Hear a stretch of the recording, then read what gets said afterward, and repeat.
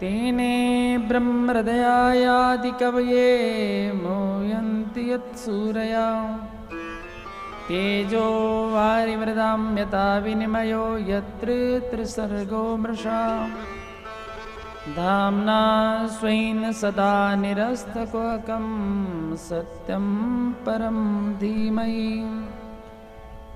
योऽन्तः प्रविश्य मम वाचमिमां प्रसुप्तं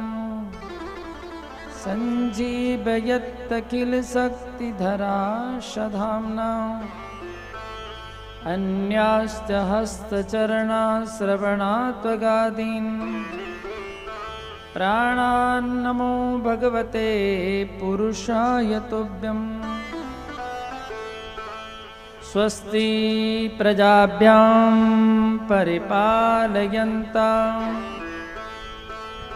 न्यायेन मार्गेण महिं महिषा गोब्राह्मणेभ्यः शुभमस्तु नित्यम् लोकाः समस्ताः सुखिनः भवन्तु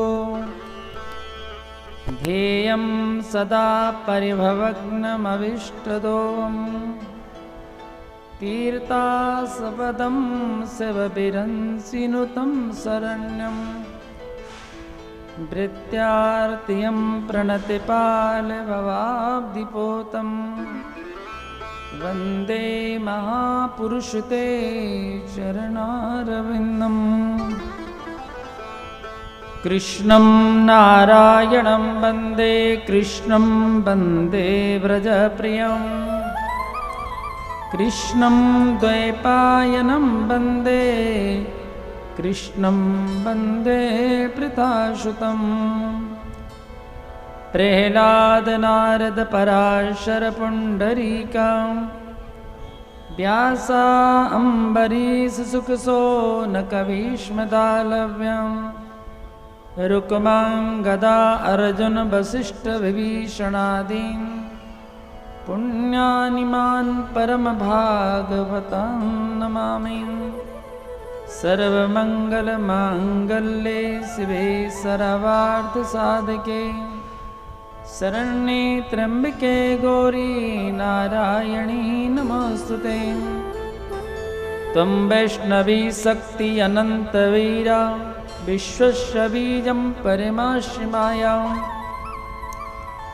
सम्मोहितं देवि समस्तमेतत्त्वं वै प्रसन्ना भुर्मुक्तिहेतुः सर्वस्वरूपे सर्वेशे सर्वशक्तिसमन्विते भयविस्त्रायिनो देवी दुर्गे देवी नमोस्तुते भक्ति भक्त भगवंत गुरु चतुर्नाम बपुए इनके पदवंदन किए ना सत विघ्नाने मंगल भवन अमंगल हारी द्रवहु सुदशरथ अजिर बिहारी सिया राम मैं सब जग जाने करहु प्रणाम जोरि जुग पाने भाय को भाया नख आलसों नाम जपत मंगल दिशि दशों नाम जपत मंगल दिशि दशों श्री राम जय जय राम श्री राम जय जय राम श्री राम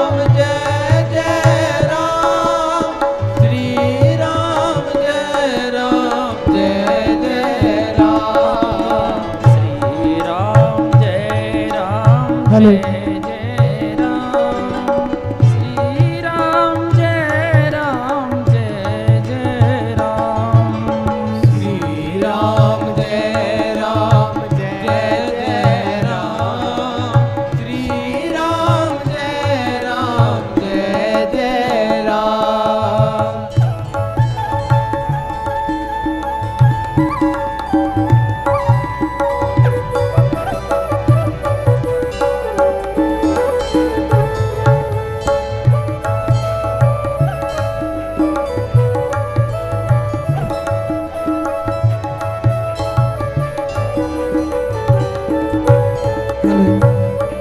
सोई पावन सोई सुबग शरीरा जो तनु पाई भजिया रघुबीरा श्री राम जय राम जय जय राम श्री राम जय राम जय जय राम श्री राम जय राम जय जय राम श्री राम जय राम जय जय राम श्री राधा माधव भगवान की जय श्यावर रामचंद्र भगवान की जय पवन सुत हनुमान जी की जय उमापति महादेव की जय जगत जननी जगत मैया की जय श्रीमद देवी भागवत महापुराण की जय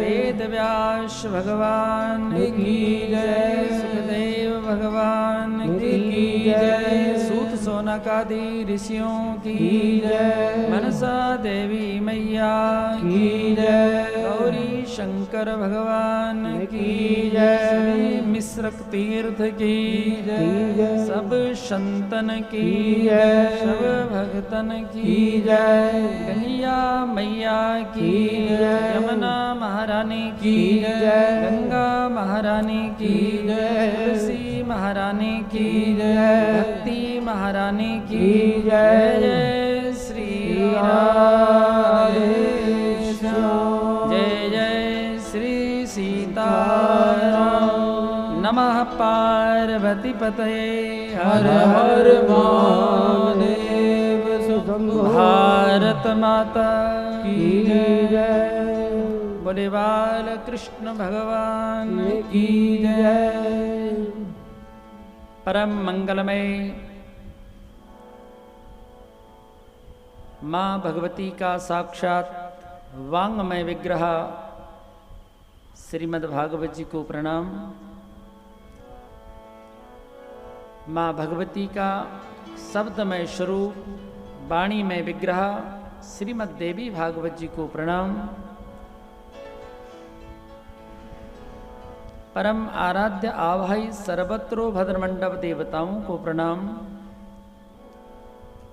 इस श्रीमद् देवी भागवत महापुराण नवान पारायण में मुख्य भूमिका निभाने वाले हमारे आचार्य जी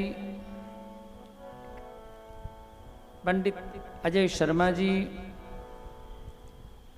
उनके साथ में सभी विप्र मंडली बंदों प्रथम महेश्वर चरणा मोह जनित संशय शभरना। संगीत के माध्यम से स्वर को प्रदान करने में सहयोग करने वाले संगीत मंडली के कार्यकर्तागण, मेरी वाणी को आप तक पहुंचाने में सुगमता देने वाले हमारे साउंड संचालक श्री गौरव जी, सुधीर जी, धर्म क्षेत्र कुरुक्षेत्र से आई हुई माता जी, साध्वी माता जी के चरणों में प्रणाम। माँ भगवती की असीम कृपा से यजमान के रूप में इस नवान पारायण ज्ञान यज्ञ का मुख्य संचालन मुख्य यजमान के रूप में उपस्थित सिंगला परिवार, लाला श्री पवन सिंगला जी, उनके सुपुत्र, उनके चाचा गण लोग सभी, बंधुगण सभी कुटुंबीजन, निशिंग नगर में रहने वाले सभी मातृभक्तों, श्री कृष्ण चरणानुरागी सज्जनों, यत्र तत्र से आए हुए सभी भक्तजनों, अर्चने बंदने मातृशक्तियों, श्री आराम में सब जग जानी, करहूँ प्रणाम जोर जुग पानी। परम मंगलमय आनंद कंद सृष्टि नायिका माँ भगवती, लक्ष्मी, सरस्वती, दुर्गा, राधा, सीता अनेक रूपों में, मातृकाओं के रूप में, योगिनियों के रूप में, सिद्धिदात्रियों के रूप में, निधियों के रूप में, सृष्टि का संचालन करने वाली माँ भगवती, परम्बा भगवती का साक्षात वांग्मय विग्रह श्रीमद् देवी भागवत जी का नवान पारण का ये सत्र चल रहा है। 8 तारीख से ये आरंभ हुआ है। आज 16 तारीख है। आज भी बड़ा अच्छा दिवस है, पर्व का दिवस है, गुरुवार, और साथ में आज से भगवान सूर्य नारायण अपनी राशि बदली करते हैं। आज तक भगवान 1 महीने से सिंह राशि पर चल रहे थे, आज से कन्या राशि में प्रवेश कर रहे हैं। आश्विन का महीना आरंभ हो गया, संक्रांति का पर्व है। इस पर्व की भी आप सबको शुभकामना, मंगलमय कामना। माँ भगवती की असीम कृपा से यजमान परिवार की तन मन धन से सेवा के कारण अब ये जो कार्यक्रम है संपन्नता की तरफ जा रहा है। कथा तो कभी पूरी होती नहीं भगवान, जैसे भगवान अनंत हैं ऐसे उनकी कथाएं भी अनंत हैं। कथाएं तो अनंत होती हैं, समय के हिसाब से, देश काल परिस्थिति के हिसाब से जितना अवसर, जितना समय रहा, अधिक से अधिक प्रसंग, अधिक से अधिक भाव सुनाने का प्रयत्न किया गया व्यास मंच से। यहाँ तक कि भजन का भी ज़्यादा विस्तारीकरण नहीं किया कि ताकि कथा के प्रसंग ज़्यादा से ज़्यादा सुनाई जा सके इस सत्र में।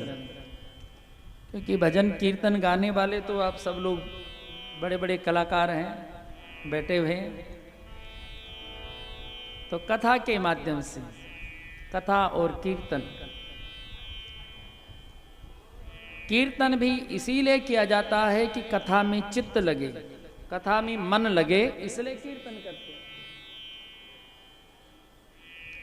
कथा के माध्यम से चित्त, आज भी जितनी देर मन कथा के माध्यम से स्थिर रहता है, इतना अन्य किसी साधन से नहीं रहता। कई बार आप भाव से जब कथा में रहते हैं, बैठते हैं, तो अचानक से फिर देखें, फिर पता लगता है 3 घंटे हो गए, हम 4 बजे बैठ गए थे, हम 7 बजे तक बैठे। ये फिर ध्यान आता है। वैसे तो लगातार इतनी देर बैठना कठिन हो जाता है। ये माध्यम बतलाया, कथा का माध्यम। भक्ति के प्रसंग में पहले भी भाव आ चुका है कि दूसरी रति मम कथा प्रसंगा। भक्ति के क्रम में दूसरी भक्ति है कथा में प्रेम होना। जिसको पुराणों की कथा प्रिय लगती है, जो पुराण सुनने के लिए आतुर रहते हैं, लालायित रहते हैं, कहाँ पुराण हो। देखो, पुराणों की कथा कहीं भी मिल जाए तो जाना चाहिए, सुनना चाहिए। उसमें ये नहीं ध्यान रखना चाहिए कि हमें तो बोला ही नहीं, हम क्यों जाएं कथा सुनने के लिए। जो रसिक होते हैं वो वहां पहुंच जाते हैं, वो वहां पहुंच जाते हैं कथा सुनने के लिए। जिनको पता होना चाहिए कि वहां पुराण हो रहा है, पुराणों का वाचन हो रहा है, क्योंकि पुराणों की बहुत बड़ी महिमा शास्त्रों में बतलाई गई है। श्रीमद् देवी भागवत जी के अंतर्गत पहले भी विचार व्यक्त किया गया। इस श्रीमद् देवी भागवत के अंदर 18,000 श्लोक हैं, 318 अध्याय हैं और 12 स्कंद हैं। अब इसमें लगा लो कितनी कथा होगी। तो पाठ के रूप में तो ये पाठ कल संपन्न हो चुका है। मूल पाठ जो होता 18,000 श्लोकों का जो पाठ है वो संपन्न हो गया। रात्रि को माँ भगवती की जो बीज मंत्र हैं श्री दुर्गा सप्तशती, उनके माध्यम से 13 अध्याय 13 अध्याय के द्वारा माँ भगवती का उन मंत्रों के द्वारा यज्ञ हुआ है। यज्ञ के द्वारा विविध प्रकार की आहुतियां प्रदान कर दी गई। अभी समय के हिसाब से जो समय मिला हुआ उसके हिसाब से थोड़ा सा भाव को समेटते लेते हुए यहाँ पर गायत्री मंत्र जो है, जो हम गायत्री मंत्र, इस मंत्र की महिमा का बड़ा व्याख्यान किया गया है। कई अध्याय में वर्णन है गायत्री मंत्र का। कितनी महिमा गायत्री मंत्र की है। भगवान नारायण का और देवर्षि नारद जी का संवाद है। नारायण जी अपने मुख से गायत्री की महिमा का वर्णन करते हैं और नारद जी मुख्य श्रोता है। अब नारद जी यहाँ पर प्रश्न कर रहे हैं। सदाचार विधि देवा भवता वर्णिता प्रभो तस्या पतुल महात्म्यम सर्व पाप विनाशनम। नारद जी ने कहा, देव अपने सदाचार विधि से, अपनी सदाचार विधि से अत्यंत अतुलनीय जो महात्मा है उस महात्मा का आप वर्णन करें प्रभु। मैं उस वर्णन को सुनना चाहता हूँ। गायत्री का जो वर्णन है उसको मैं श्रवण करना चाहता हूँ। आप मुझे उस महात्मा को सुनाइए। देवी प्रसाद जनकम शुभा अनुष्ठान सिद्धिदम तत्कर्मं वद मे स्वामिन् कृपा पूर्वम सुरेश्वरम। देवी के कथा रूप अमृत का श्रवण तो आपने मुझे कराया नारायण, किंतु आपने जिन चांद्रायण आदि मुख्य व्रतों का वर्णन किया जो मनुष्यों के लिए सुख साध्य हो, हे सुरेश्वर, कर्मानुष्ठान के विषय में बतलाई जो मंगलकारी हो, सिद्धि देने वाले हों, भगवती की प्रसन्नता की प्राप्ति कराने वाले साधन हों, उनको आप मेरे प्रति कहिए। नारायण भगवान ने नारद के प्रश्नों को सुना और नारायण ने कहा, कुर्यादन्यन्न वा कुर्यादनुष्ठानादिकं तथा गायत्री मात्र निष्ठरस्तु कृतकृत्यो भवेद्विजा संध्यासोचार्घदानं च गायत्री जपमेव च सहस्रं त्रितयं कुर्वन् सुरे पूज्यो वैन्मुनेः। द्विज कोई दूसरा अनुष्ठान आदि कर्म करे अथवा न करे, किंतु एक निष्ठ होकर केवल गायत्री का अनुष्ठान कर ले तो उसी से कृतकृत्य हो जाता है। हे मुनिवर, तीनों संध्याओं में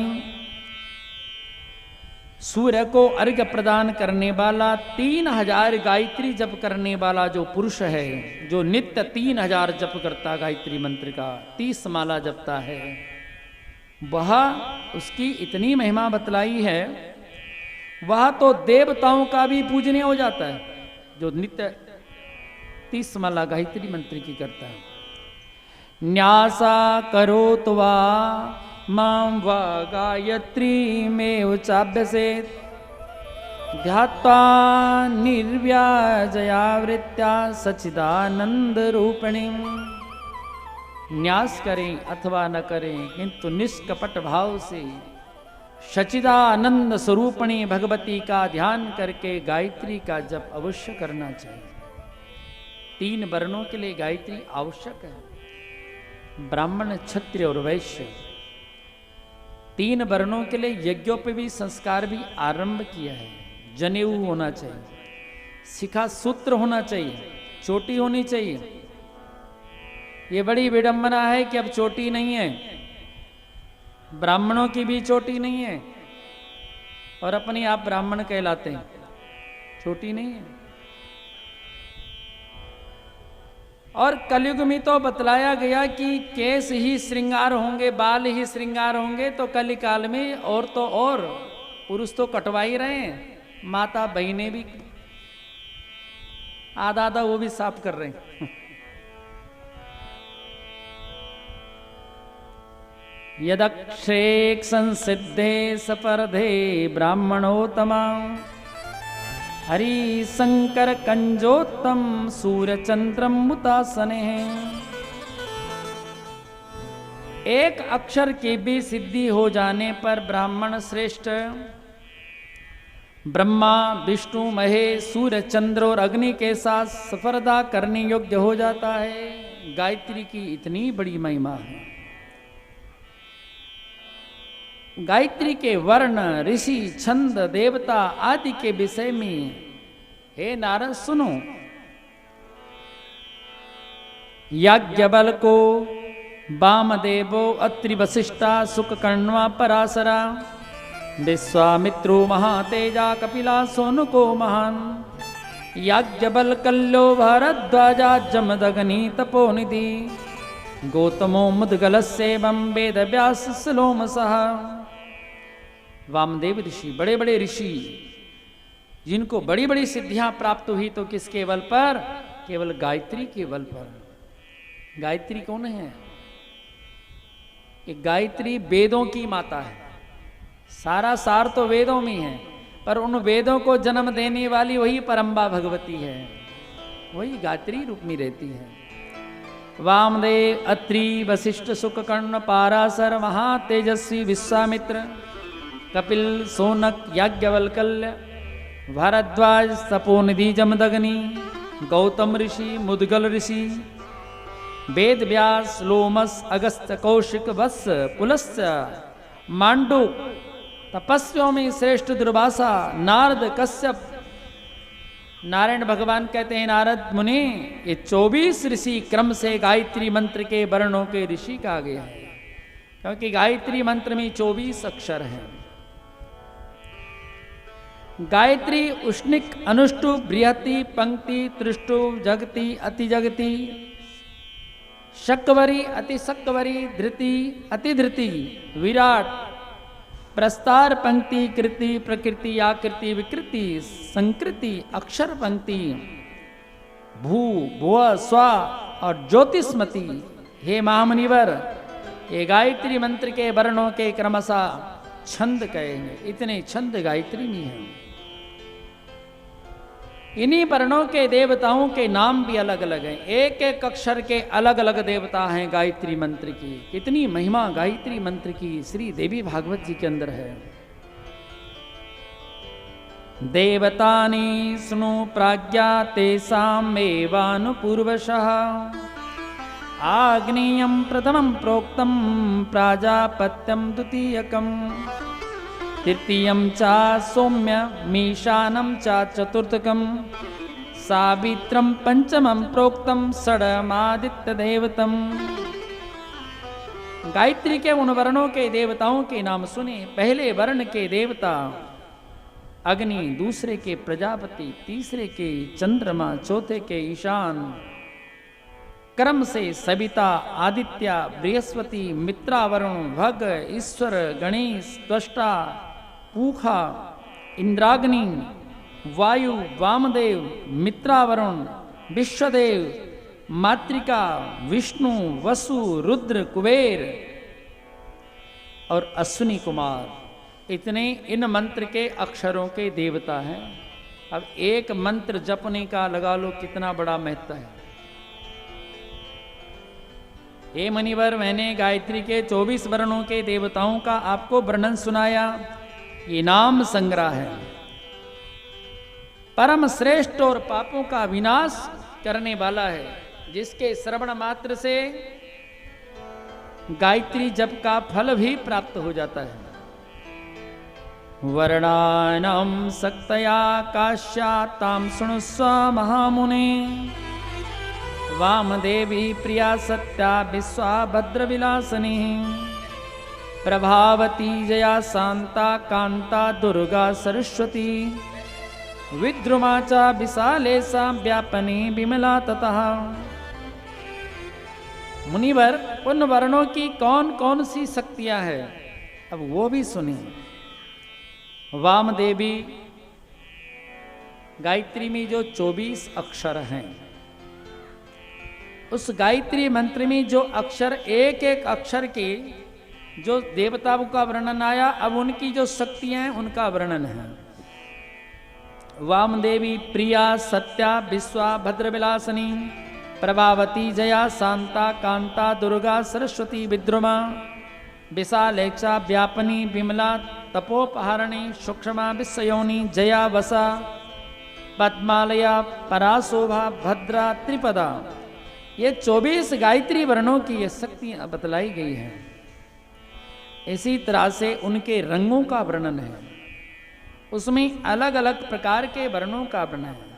गायत्री के 24 वर्णों के रंग भी क्रमशः चंपा, अलसी, पुष्प, मूंगा, स्फटिक, कमल, पुष्प, तरुण, सूर्य, शंख, कुंद, चंद्रमा, रक्त, कमल पत्र, पद्मराग, इंद्र, नीलमणि, मोती, कुंकुम, अंजन, रक्त, चंदन, वैधूर्य, मधु, हरिद्रा, कुंद, दुग्ध, सूर्यकांतमणि, कनेर पुष्प की आभा के समान हैं।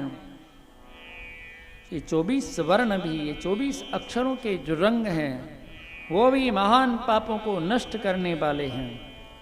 इसी तरह से पृथ्वी, व्यापा तथा तेजो वायुराकाशेव च। गंधो रसस्य रूपं च शब्दं स्पर्श तथैव च। उपसंपायिपादं च पाणि वागापि चाक्रमात्। प्राणजीवं च चक्षुस्वात् श्रोतं च तत्परं। प्राणोपान तथा व्यानं समानस्य तथा परम। तत्व भी गायत्री मंत्र के 24 तत्व गायत्री मंत्र के अंतर्गत हैं। गायत्री मंत्र में पृथ्वी का तत्व भी है, जल का तत्व है, तेज का तत्व है, वायु का तत्व है, आकाश का तत्व है। गंध, रस, रूप, शब्द, स्पर्श, जनन इंद्रियां, गुदा, पाद, हस्त, वाग इंद्रियां, नासिका, जीवा, नेत्र, त्वचा, कान, प्राण, अपान, व्यान, उदान, समान, ये वर्णों के क्रमशः 24 तत्व गायत्री मंत्र के अंदर हैं। हे नारद, इस प्रकार से गायत्री की मुद्राओं का भी वर्णन है। 24 मुद्राएं हैं। सुमुखम संपुटम चैवा विततम विस्तृतम ततः। द्विमुखम त्रिमुखम चैवा चतुष्पंचमुखम ततः। षड्मुखो अधोमुखम चैवां व्यापकांजलिं ततः। सकटं यामपासं च ग्रंथितं सन्मुखोन्मुखं। विलम्बं मुष्टिकं चैव मत्स्यं कूर्मं वराहकं। सिंहकान्तं महाक्रान्तं मुद्गरं पल्लवं तथा। त्रिशूलयोनि सुरभिक्षाक्षमाला च लिङ्गकम्। अम्बुजं च महामुद्रा तुर्यरूपं प्रकीर्तितः। इत्येतकीर्तिता मुद्रा वर्णानां ते महामुने। गायत्री की 24 मुद्राएं बताई गई हैं। इसी प्रकार ये सभी कीर्ति देने वाली, कांति प्रदान करने वाली मुद्राएं हैं। गायत्री का ध्यान, गायत्री का कवच, माँ गायत्री का ध्यान करना, उनके कवच का वर्णन भगवान नारायण ने नारद जी को सुनाया। इसी प्रकार से गायत्री मंत्र के जो शब्द हैं, ओम तो शब्द है, आ ऊ मामी तो ब्रह्मा विष्णु महेश आ गए। ये त्रिगुणात्मक शक्ति है। तीनों गुण हैं, सत्व, रज और तम, ओंकार में नियत है। तत्पश्चात मंत्र आरंभ होता है, जिसके माध्यम से तत्पदम पातु मयि पादो जंगे में सवितु पदम। वरेण्यं कटिदेशे तु नाभिं भर्गव सतैव चः। देवस्य वै तद्धृत्यं धीमहीति च गल्लयो। धिया पदं च मे नेत्रे या पदं मे ललाटकम्। ओम तत् सत् शब्द सबसे पहले तत् शब्द गायत्री मंत्र में आता है। बोले वो तत् क्या है? वो पद, दोनों पैरों की उपमा दी गई है। सवितु दोनों जंघा, वरेण्यम कटिदेश कमर का भाग, भर्ग पद्म नाभि की, देवस्य हृदय की, धीमहि पद दोनों कपोलों की, धिया पद दोनों नेत्रों की। यह ललाट को संबोधित करता है। न पद मस्तक की और प्रचोदयात पद शिखा की। इस प्रकार जब हम गायत्री मंत्र जपते हैं तो भाव या वक्त किया गया कि जब हम तत् बोलते हैं तो ये गायत्री मंत्र एक कवच भी है।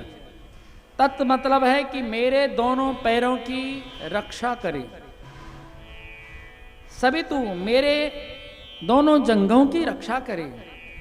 वरेण्यम कटि देश की मेरी रक्षा करे। वर्ग यानी नाभि देश की रक्षा करे। देवस्य परद हृदय, मेरे हृदय शरीर में जो हृदय है उसकी रक्षा करे। धीमयी दोनों कपोलों की, कपोल गाल को कहते हैं, धिया नेत्रों की, यह ललाट की रक्षा करे। न मस्तक की और प्रचोदयात मेरी शिखा की रक्षा करे। तत्पद मस्तक की रक्षा, सकार ललाट की रक्षा। वी तत्सवितुर्वरेण्यम भर्गो देवस्य धीमहि धियो यो न प्रचोदयात्। तो तत्पद मस्तक की रक्षा करें। गायत्री मंत्र में पूरा कवच है जो हमारे शरीर की रक्षा कर सकता है। तत्पद मस्तक की रक्षा करता है। तत्सवितुर्वरेण्यम, स जो अक्षर है ये ललाट की रक्षा करता है। वी दोनों नेत्रों की, तू दोनों कपोलों की, वा नासापुट की, रे मुख की, रे ऋणी, ऋणी जो शब्द है ये ओष्ठ की, रेणी यकार जो है ओष्ठ की, नीचे के ओंठ की। भकार मुख के मध्य भाग की, गोकार ठुड्डी की, दे कंठ की, वा कंधों की, स्या हाथ की, धी हाथ की, मां हृदय की, ही कर जो हाथ हैं। गुह्यम रक्षतु योकारम मुरुद्वे च पदाक्षरम प्रकारो जानुनी रक्षेकारो जंगदेशकम तत्सवितुर्वरेण्यम भर्गो देवस्य धी। धीकार जो शब्द है वो नाभि देश की रक्षा करता है। योकार कटि प्रदेश की, धियो यो शब्द 2 बार आता है। धियो योकार वही अंग की, ना पद दोनों उरुओं की, प्रा घुटनों की, चो दोनों जंघाओं की, दा गुल्फों की, या दोनों पैरों की, तकार व्यंजन सर्वदा मेरे संपूर्ण अंगों की रक्षा करें। ऐसा इस मंत्र का फल बतलाया। ऐसा ये मंत्र एक कवच है गायत्री मंत्र। लेकिन गायत्री मंत्र जपने का अधिकार हमने पहले बता दिया है कि पहले चोटी रखें और जनेऊ पहने, यज्ञोपवीत पहने। यज्ञोपवीत के बिना भी कोई संकल्प नहीं कर सकते आप किसी धर्म कार्य का। अब ऐसे तो धोती का भी विधान है, जब भी कोई पूजा करे धोती पहन करके करे। पैजामे पैंट में पूजा का विधान नहीं बतलाया गया। आज भी देश के अंदर दक्षिण भारत में जाएं आप, बड़े बड़े भव्य मंदिर हैं, वह नियम है अगर आपने धोती नहीं पहनी है, और माता बहनों को भी पूजन में साड़ी पहनने का विधान है। जब पूजन करें तो साड़ी पहनना चाहिए। सलवार कुर्ते में पूजन का विधान नहीं बताया सनातन में। पूजन का नियम, पूजन के वस्त्र। गायत्री मंत्र की बड़ी महिमा है, विशेष ब्राह्मणों का तो 8 वर्ष में बतलाया है कि यज्ञोपवीत संस्कार हो जाना चाहिए, क्योंकि जब जनेऊ होगा तो गायत्री जपेंगे। इसलिए माताओं को गायत्री मंत्र जपने का अधिकार नहीं है, नहीं जपना चाहिए। जिनका जनेऊ नहीं होता, क्योंकि माताओं का यज्ञों पे भी संस्कार नहीं होता है, इसलिए वो गायत्री नहीं जप सकती। उनके लिए पुराणोक्त मंत्र ही जपना चाहिए। ओम नमो भगवते वासुदेवाय, ओम नमः शिवाय, ऐसे मंत्र, ओम रामाय नमः, इन मंत्रों से उनको वही फल प्राप्त हो जाएगा। 16 वर्ष तक मां गायत्री ब्राह्मण की प्रतीक्षा करती है कि शायद जनेऊ पहनेगा और गायत्री का पाठ करेगा, जप करेगा मंत्र का। तो बोले 16 वर्ष तक भी यदि न हो तो गायत्री माता रुष्ट हो जाती है और श्राप दे देती है, अब मैं तुम्हें कभी किसी जन्म में ब्राह्मण घर में जन्म नहीं लेने दूंगी। इसलिए गायत्री बहुत जरूरी है। गायत्री मंत्र की बड़ी महिमा है श्रीमद् देवी भागवत जी के अंदर। हृदय से मां भगवती का अंगन्यास आदि बतलाया गया है। तदुपरांत प्रातः सूर्य की आराधना है, गायत्री स्तोत्र का पाठ है, पाठ का फल बतलाया। मां गायत्री के 1000 नामों का पाठ है, 1000 नाम है, गायत्री सहस्त्र नाम। और वो जो सहस्त्र नाम है, उन नामों की, उस नाम से पाठ करने के फल की महिमा बतलाई गई है। अनंत फल उन 1000 नामों के पाठ करने का गायत्री में बतलाया गया, गायत्री मंत्र से बतलाया गया। ये 1000 नाम का जो गायत्री स्तोत्र है,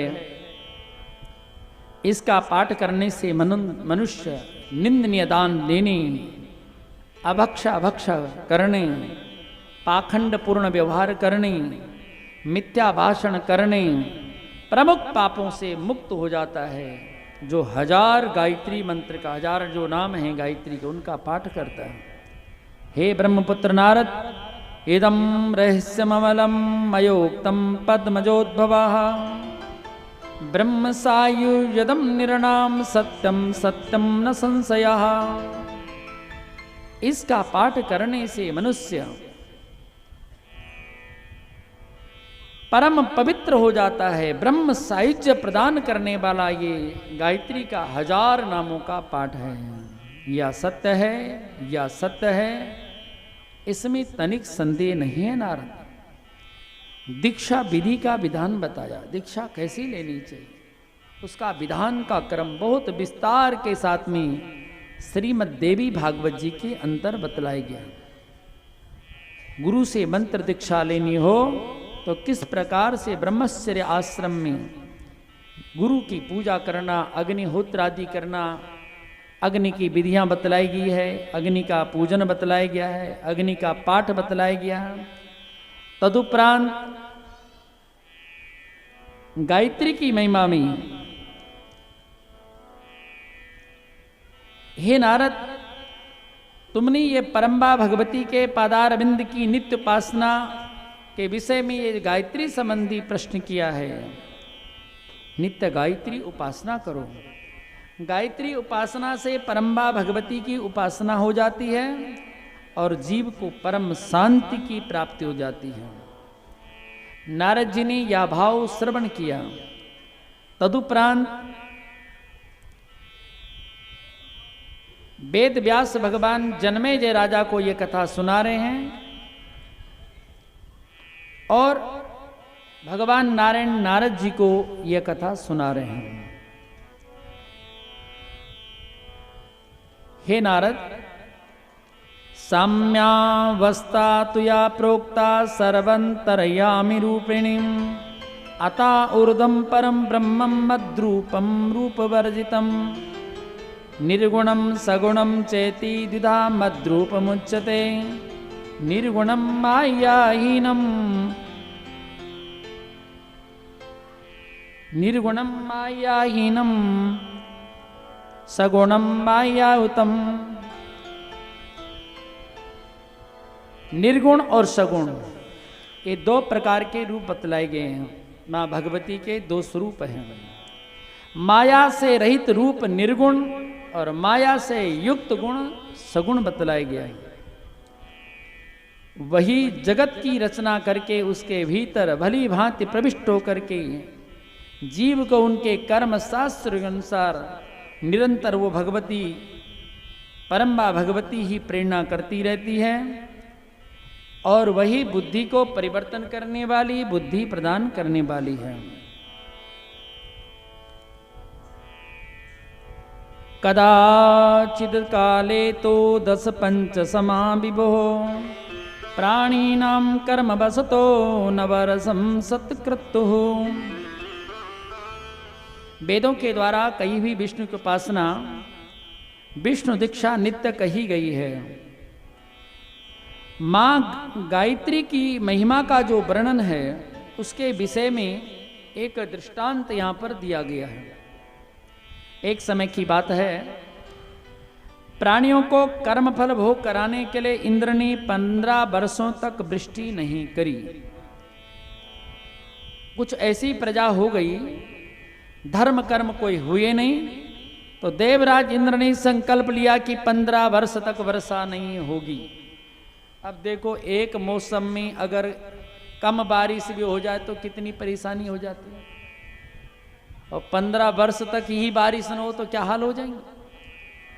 अन्नाद् वृष्ट्या यतिर्दुर्भिक्षं भवच्छे कारकम गृहे गृहे सवानां तु संख्यां कर्तुं न शक्यसे। जब 15 वर्ष तक वृष्टि नहीं हुई तो उस अनावृष्टि के कारण घोर विनाशकारी दुर्भिक्ष पड़ गया, अकाल पड़ गया। वर्षा से तो सब कुछ होता है, सब जीव जंतुओं का पोषण वर्षा से है। वृष्टि से ही अन्न होता है। अन्न जिससे पोषण हो जाए उसके लिए वही अन्न। पशुओं के लिए घास ही अन्न है, जीव जंतुओं के लिए जीव जंतु ही अन्न है। जब बारिश नहीं हुई तो दुर्भिक्ष पड़ गया।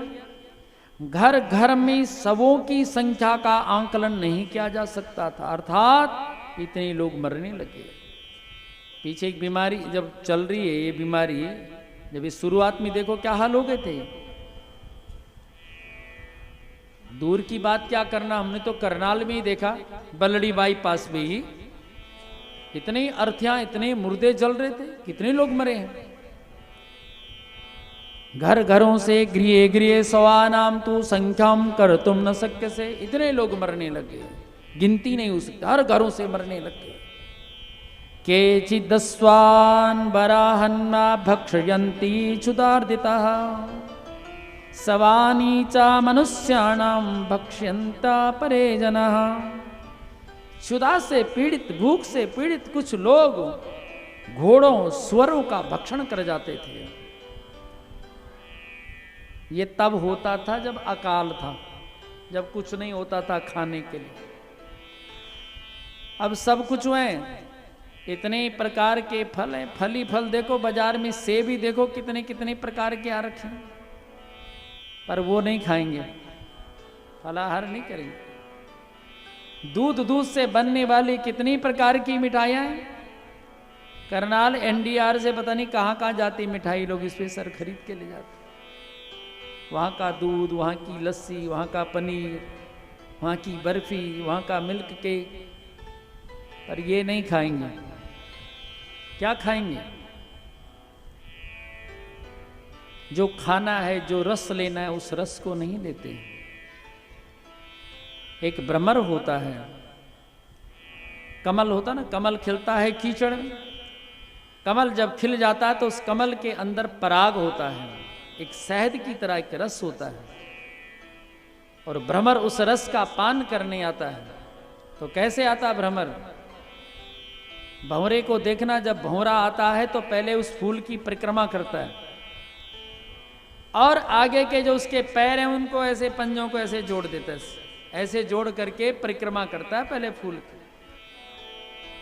परिक्रमा करने के बाद उस पर बैठ जाता है और उस पराग का आनंद लेता है, उस रस का पान करता है। उसी कमल की जड़ में एक मेंढक रहता है, उसने वो रस कभी चखा ही नहीं। वो क्या खा रहा है? वो कीड़े मकोड़ों को खा रहा है, वो मच्छर खा रहा है, कीड़े मकोड़े मक्खियों को खा रहा है। उसने वो शहद कभी चखा ही नहीं, जबकि रहता वही है वो, तो उसका आनंद भ्रमर लेता है। इसलिए जो जीव भ्रमर की तरह होते हैं, वो भ्रमर की भांति जहां भी कहीं भगवान का कथा कीर्तन सत्संग हो रहा हो, वो वहां पहुंच जाते हैं, वहां का आनंद लेते हैं।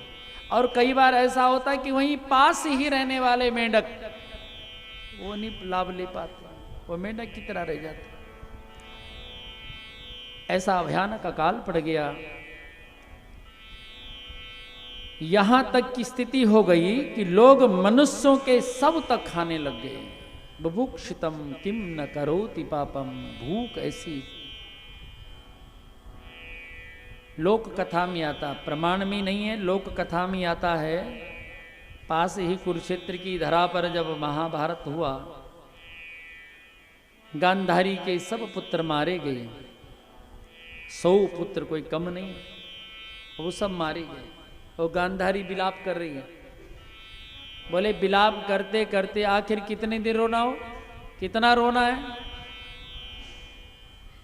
फिर भूख लगी, और जब भूख लगी तो क्या किया जाए। तो लोक कथा में आता है कि अपने ही वो जो मरे हुए पुत्र थे, जिनके लिए शोक हो रहा था, भूख कितनी बड़ी होती है, उन्हीं इकट्ठे करते गई। ऊपर बेर लगा हुआ था, बेरी का पेड़ था, उन अर्थियों पर चढ़ करके और वहां से बेर तोड़ करके खाया। भूख इतनी बड़ी होती है। ऐसा स्थिति हो गई।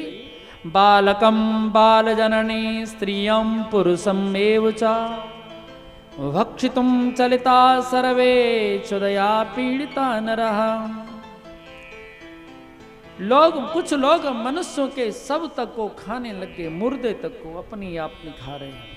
माता अपने बच्चों को, पुरुष पत्नी को खा जाते हैं। सब लोग क्षुधा से पीड़ित होकर एक दूसरे को खाने के लिए दौड़ पड़े।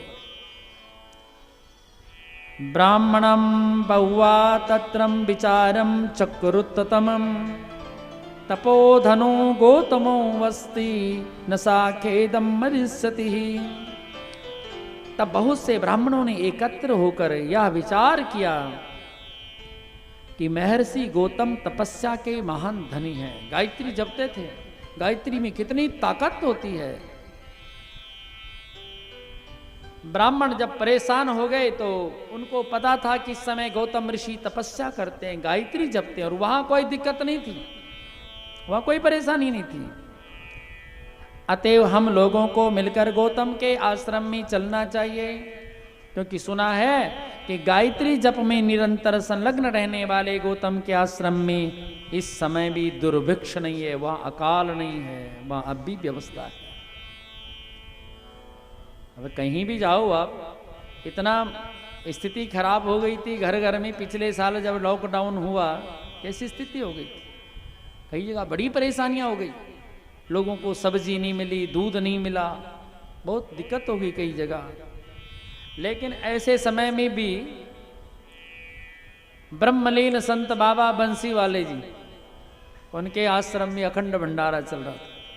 संतों की तो बड़ी महिमा है, ये तो प्रत्यक्ष की बात है। आजकल कोई ज्यादा समय थोड़ी हुआ अभी इस बात, 1 साल 1.5 साल की पहले की बात है। बोलो, ये तो प्रत्यक्ष इतने में देखा गया।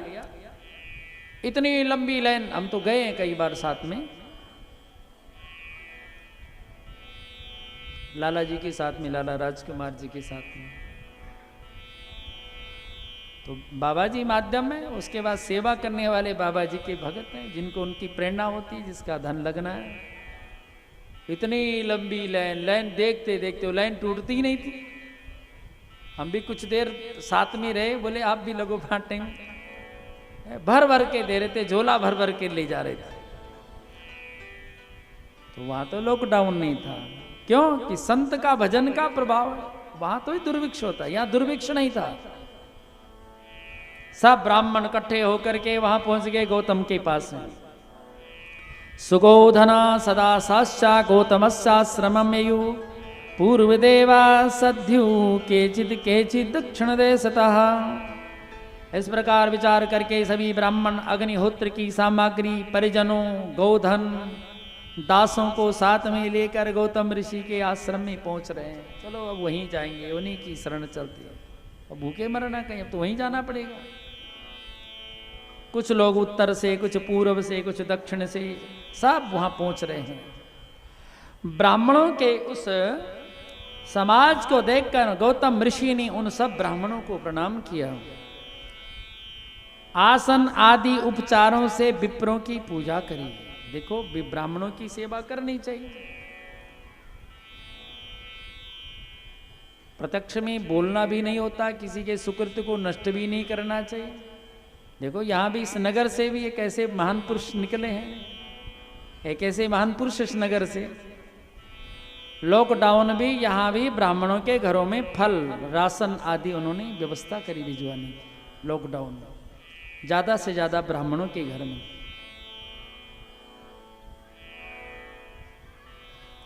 गौतम ऋषि ने सभी ब्राह्मणों का सम्मान किया, कुशल क्षेम पूछा, उनके आने का कारण पूछा। उन सभी ब्राह्मणों ने उदास होकर के अपना अपना वृत्तांत सुनाया कि क्या क्या परेशानी है, क्या क्या दिक्कत है। गौतम ऋषि ने कहा, कोई बात नहीं है, ये आश्रम आप लोगों का घर है, यहीं रहो। मुझ दास के रहते आप लोगों को चिंता करने की कोई बात नहीं। आप सभी लोग तपोधन ब्राह्मण आए हैं, इसलिए मैं अपने आप को धन्य मानता हूँ। जिनके दर्शन मात्र से दुष्कृत भी सुकृत में परिणत हो जाता है, वे सभी विप्रगण जो है मेरे आश्रम में आए हैं। मेरा इससे बड़ा और सौभाग्य क्या हो सकता है। गौतम ऋषि ने उन सब का सम्मान किया, आदर दान दिया, उनकी सबकी व्यवस्था करी। सभी ब्राह्मण वहां रहने लग गए। सब ब्राह्मण वहां संध्या करते थे, जप करते थे, जप में संलग्न रहते। बोले गायत्री जपते रहो, पाठ करते रहो, भोजन की व्यवस्था। बाबा बंसी वाले का जहां भी कार्यक्रम होता वहां यही तो कहते हैं। बाबा कहते हैं भंडारा पाओ और कथा सुनो, भंडारा पाओ और कथा सुनो। गौतम ऋषि ने कहा आप ये करो। ऐसे से महात्मा देश में वेद व्यासी कहते हैं, इति सर्वान् समासस्वा गौतमो मुनिरार्तता गायत्री प्रार्थमाया संभक्ति सन्नत कंदरा नमो देवी महाविद्ये वेद माता परात्परे। सभी ब्राह्मणों को आश्वस्त करके मुनिराज गौतम भक्ति भाव से सिर झुकाकर गायत्री की प्रार्थना करने लग गए। माँ गायत्री का ध्यान किया, माँ भगवती का ध्यान करें। कैसी प्रार्थना कर रहे हैं? गायत्री परार्थयामासा भक्ति सन्नत कंदरा नमो देवे महाविद्ये वेद माता परात्परे व्यवहात्यादि महामंत्र रूपे प्रणवा रूपिणी साम्यावस्थांत के मातर नमो ह्रींकार रूपिणी स्वाहा स्वधा स्वरूपे त्वं नमामि सकलार्थदाम् भक्त कल्पलतां देवी मस्तम त्रय साक्षिणीम। हे माता, आपको नमस्कार। आप महाविद्या वेद माता। देखो, अभी व्यवस्था इतनी नहीं है, लेकिन अपने धर्म पर, अपने मंत्र पर, अपने इष्ट उस भगवती पर इतनी विश्वास है, इतना विश्वास है।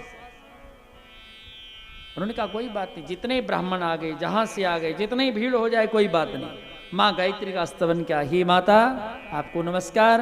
आप महाविद्या वेद माता परात्पर स्वरूपिणी हैं, व्यवहार आदि महामंत्रों प्रणव के रूप वाली हैं, साम्य अवस्था में विराजमान रहने वाली हैं, रींकार स्वरूपिणी है। हे माता गायत्री, आपको नमस्कार। स्वाहा स्वधा रूप से शोभा पाने वाली हे देवी, मैं आपको प्रणाम करता हूँ। संपूर्ण कामनाओं को देने वाली, भक्तों के लिए कल्प लता सदृश तीनों अवस्थाओं की साक्षिणी स्वरूपा, सच्चिदानंद स्वरूपिणी, वेदांतों की वेद विषयारूपा, सूर्य मंडल में विराजमान रहने वाली, प्रातः काल में बाल्य अवस्था में रक्त वर्ण वाली, मध्यकाल में श्रेष्ठ युवती की भांति शोभा पाने वाली, और सायंकाल में वृद्ध स्वरूपिणी कृष्ण वर्ण वाली। हे भगवती गायत्री, मैं आपको नित्य प्रणाम करते हूँ। संपूर्ण प्राणियों को उत्पन्न करने वाली परमेश्वरी देवी, आप क्षमा करें। गौतम जी ने इस प्रकार जब प्रार्थना करी, स्तुति करी भगवती की, तो जगत जननी भगवती गायत्री ने उन्हें प्रत्यक्ष दर्शन दिया। बोलो गायत्री माता। माता प्रकट हो गई, प्रत्यक्ष दर्शन दिया, और दर्शन के साथ में एक पूर्ण पात्र दे दिया। एक बर्तन, ऐसा बर्तन दिया वो ऐसा पूर्ण पात्र है जो संपूर्ण सिद्धि को देने वाला है। अन्नानां रासयस्तस्मा निर्गतं पर्वतोपमा षडसा विविधां राजं तृणानि विविधानि च भूषणानि च दिव्यानि चोमानि वसनानि च यज्ञानां च समारंभा पादात्राणि विविधानि च। ऐसा पात्र दिया मां भगवती ने गौतम ऋषि को। वेद व्यास जी सुना रहे राजा जन्मेजय को, राजन उस पात्र से पर्वत के समान विशाल अन्न राशि, जो अन्न निकालना चाहे कि अब हमें जो है चावल चाहिए, तो पात्र को टेढ़ा कर दो और गिराते जाओ, अन्न गिरता रहेगा, अन्न आता रहेगा। ऐसा सिद्ध बर्तन था। ढेर लग गए पहाड़ों जैसे अनाज की, जहाँ जबकि वहां अन्न के दाने के लिए लोग तरस रहने जगह, वह अन्न की ढेरी लग गई। 6 प्रकार के रस, भांति भांति के तृण, केवल अन्न ही नहीं, घास, पशुओं के लिए घास की व्यवस्था उसी पात्र से हो रही है। दिव्य आभूषण, रेशमी वस्त्र, यज्ञों की सामग्रियां, अनेक पात्र के पात्र, वो सब उस दिव्य पात्र से, पूर्ण पात्र से निकलने लग गए। यद्यशिष्टम अद्भुत राजन मुनिस्तस्या महात्मना तत्सर्वं निर्गतम तस्मात् गायत्री पूर्ण पात्रतः। राजन उन महात्मा गौतम को जिस जिस पदार्थ की आवश्यकता होती थी, वे सभी पदार्थ भगवती गायत्री के द्वारा प्रदत्त उस पूर्ण पात्र से निकलते जाते थे। ऐसा सिद्ध पात्र था। इसके बाद मुनीश्वर गौतम ने सभी मुनियों को बुलाकर उन्हें प्रसन्न किया। धन धान्य आभूषण वस्त्र सब प्रदान किए। उस पूर्ण पात्र से निर्गत गाय भैंस पशु श्रुक श्रुवा आदि यज्ञों की सामग्रियां सब वो मुनियों को प्रदान करते थे। वैसी सिद्धि उनको प्राप्त हो गई। वे सब एकत्र होकर मुनि गौतम ऋषि की आज्ञा से नाना विद्या करने लग गए और इस प्रकार वह आश्रम स्वर्ग के समान एक अत्यंत दिव्य स्थान बन गया, जहाँ ऐसी सिद्धि हो रही हो, सबकी पूर्ति, सबकी मनोकामना पूर्ण है, जिसको जो चाहे वो प्राप्त हो रहा हो, तो यश तो फैलता ही। आप अच्छा काम करेंगे, यश तो कीर्ति फैलेगी। यत किंचित त्रिषु लोकेषु सुंदरम वस्तु दृश्यते तत्सर्वं तत् निष्पन्नम गायत्री दत्त पात्रतः। तीनों लोकों में कुछ भी सुंदर वस्तु दृष्टिगत होती, वो सब कुछ गायत्री के द्वारा दिए गए पात्र से प्राप्त हो जाती थी। फल किसका है? गायत्री मंत्र का। इतना जाप किया हुआ गौतम ऋषि ने, सिद्ध हो रखी गायत्री। मुनियों की स्त्रियां भूषण आदि के द्वारा देवांगनाओं की भांति और मुनि गण वस्त्र चंदन आभूषणों से देवताओं के समान सुशोभित होने लग गए। नित्योत्सवा प्रवृत्ते मुनेराश्रम मंडले न रोगादि भयम किंचित न दैत्या भयम क्वचित न मुनेराश्रमो जाता समन्ताच्यो जनजा अन्ये च प्राणिनो ये अपि ते अपि तत्रम समागतः। गौतम ऋषि के आश्रम में चारों ओर नित्य उत्सव मनाया जाने लगा। किसी को रोग आदि का कोई डर नहीं है, किसी को दैत्यों का कोई डर नहीं है। सब गायत्री मंत्र का प्रभाव, उस अक्षय पात्र का प्रभाव। गौतम मुनि का आश्रम चारों ओर से 100 योजन के विस्तार वाला हो गया। अब जब भक्त बढ़ते जाएंगे तो आश्रम का विस्तार तो हो ही गई पब्लिक के हिसाब से। स्वामी रामदेव जी पहले छोटा सा आश्रम था, बढ़ते बढ़ते देखो कहां तक पहुंच, है ना।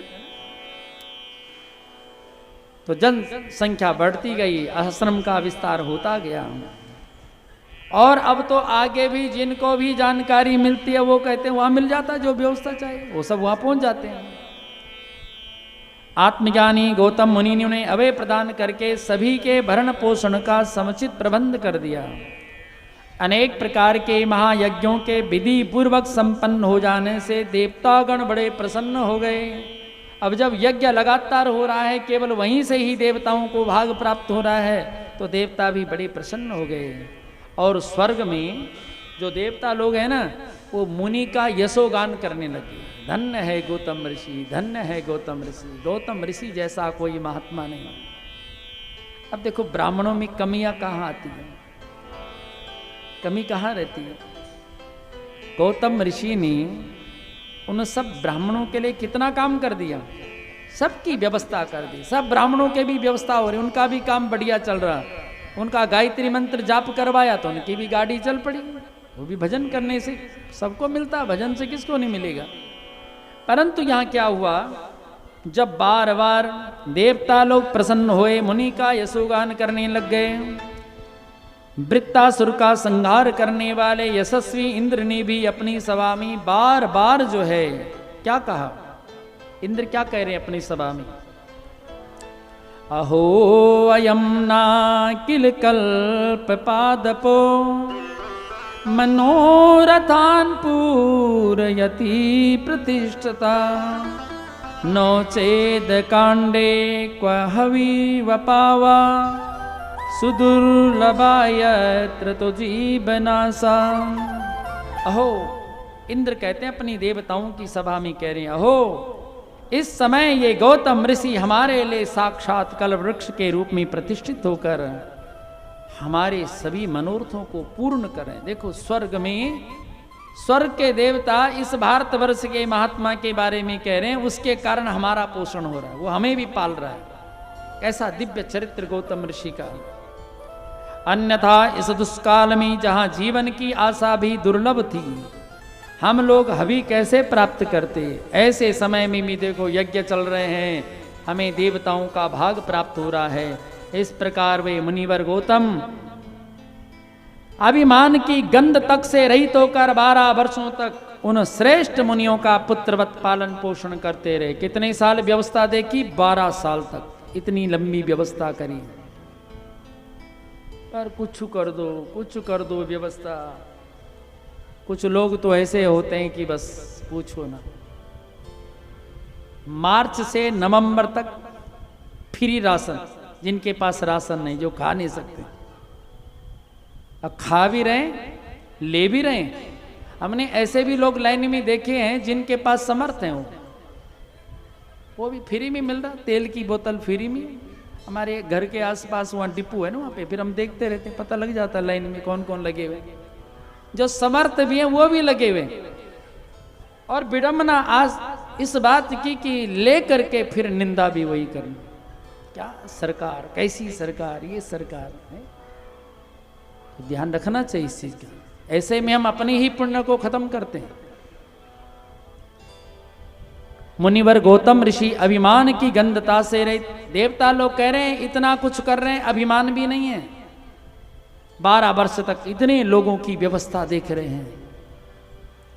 गायत्र्या परममस्तानम चकार मुनि सत्तमा यत्र सर्वे मुनि पर्ये पूजते जगदम्बिका त्रिकालम पर्या भक्ता पुरस्चारण कर्म भी अध्यापि यत्र देवी सा प्रातर्वाला तुजुष्यते हैं। उन मुनि श्रेष्ठ गौतम ने गायत्री की उपासना हेतु एक पवित्र स्थल का निर्माण कराया, जहाँ सभी श्रेष्ठ मुनिगण पुरस्चरण करके कर्मों के द्वारा परम भक्ति के साथ तीनों कालों प्रातः मध्याह्न संध्या काल में भगवती जगदम्बा की पूजा करते थे। उस स्थान पर आज भी वे भगवती प्रातः काल बाल रूप में, मध्याह्न में काल युवती के रूप में, साय काल में वृद्धा के रूप में दृष्टिगोचर होती है। आज भी नासिक में स्थान है। एक बार मुनिश्रेष्ठ नारद जी अपनी महती नामक वीणा बजाते हुए गायत्री के उत्तम गुणों का गान करते हुए वहां आए और पुण्यात्मा मुनियों की सभा में बैठ गए। तत्पश्चात गौतम आदि श्रेष्ठ मुनियों से विधिवत पूजित होकर के शांत मन वाले नारद जी गौतम की यश संबंधी विविध कथाओं का वर्णन करने लगे। सब महात्मा लोग, सब ब्राह्मण बैठे हुए थे। उस सभा में नारद जी वर्णन करने लगे, देखो भाई गौतम ऋषि जैसा कोई महात्मा कैसा भजन करते, उस भजन के बल पर देखो कैसी व्यवस्था करते। सबकी व्यवस्था कितनी हजारों लाखों लोगों को संभाल दिया। आपातकाल में, अकाल की समय में जब प्रशंसा हो रही है, देखो जब बड़े बड़े लोग प्रशंसा कर रहे हैं और हम बोलें कि गलत है, तो गलत बात है। हमारा वैसे किसी पार्टी से कोई मतलब नहीं है, लेकिन यथार्थ सत्य तो बोलना होता है। सब संत समर्थन करते हैं, बोले हमारे राजा बहुत अच्छे राजा हैं। अगर एक गांव वाले कह देंगे कि ठीक नहीं है, इसका मतलब ये थोड़ी कि ठीक नहीं है भाई। जब सारा विश्व कह रहा है कि नंबर 1 आदमी है, तो हमारे ना बोलने से क्या होगा? बोलो, क्या फर्क पड़ जाएगा? एक पूरे राज्य के भी बोल दें कि गलत है तो फर्क पड़ेगा कोई? क्या कुछ नहीं फर्क। जब विश्व में मान लिया, विश्व के बुद्धिजीवियों ने मान लिया कि नंबर 1 आदमी, गौतम ऋषि की प्रशंसा हो रही है। देवर्षि नारद स्वर्ग से उतर करके आए हैं और उस सभा में कह रहे हैं, हे ब्रह्मर्षि देवराज इंद्रनी, मुनियों के भरण पोषण से संबंधी आपकी विमल कीर्ति का गान देवताओं की सभा में अनेक बार किया है। गौतम ऋषि वहीं बैठे हैं, उन्होंने अपना सिर झुकाया हुआ है। महान पुरुष अपनी प्रशंसा सुनते हैं तो शर्मिंदा हो जाते हैं। तो ये हमारा गुण थोड़ी है, तो माँ भगवती का गुण है, वही यश देने वाली, जिसको कितना यश दिलाना है। यश अपयश विधि हाथ है। सचीपति इंद्र की वही वाणी सुनकर आपका दर्शन करने के लिए नारद जी कहते मैं यहाँ आया हूँ, क्योंकि इंद्र भी बार बार सभा में आपका यशोगान कर रहे हैं। हे मुनि श्रेष्ठ, जगदम्बा की कृपा से आप धन्य हैं, माँ की कृपा है आपके ऊपर। गौतम से ऐसा कहकर नारद जी गायत्री सदन में गए। प्रेम से प्रफुल्लित नेत्रों वाले नारद जी ने वहाँ भगवती जगदम्बा का दर्शन किया। अंदर माँ का भव्य रूप था, जिनकी उपासना करते हैं, उस स्वरूप का दर्शन किया, स्तुति करी, स्वर्ग के लिए प्रस्थान किया नारद जी ने। उसके बाद वहां पर मुनि गौतम के द्वारा पालित पोषित जितने ब्राह्मण थे, वह मुनि का उत्कर्ष सुनकर ईर्षा से दुखी हो गए। बस वही ब्राह्मण जो है ईर्षा करने लगे, उनसे नहीं सहा गया। इसकी इतनी प्रशंसा हो रही है, इतना यशोगान हो रहा, ये तो ठीक नहीं है। वह ईर्षा से दुखित हो गए और कुछ समय बीतने के बाद उन सभी ने निश्चय किया भाई इसको किसी तरह से गिराना चाहिए, प्रयत्न करना चाहिए, जिससे इस गौतम ऋषि का यश न बढ़े, इसका कोई ऐसा अपमान हो जाए, ऐसी कोई अपकीर्ति हो जाए कि लोग जो इसकी प्रशंसा करें वो बंद हो जानी चाहिए। सा कालीन क्रिया ताप्तभूत दृष्टिर्धरातले सुभिक्षम मत भवत् सर्वदेवेषु निपसत्तमम् श्रुत्वा वार्ता सुभिक्षस्या मिलितां सर्ववाडयः। देखो जीवन में बहुत प्रकार का समय आता है, ऐसे समय से कई बार निकलना पड़ता, ऐसे समय से निकलना पड़ता।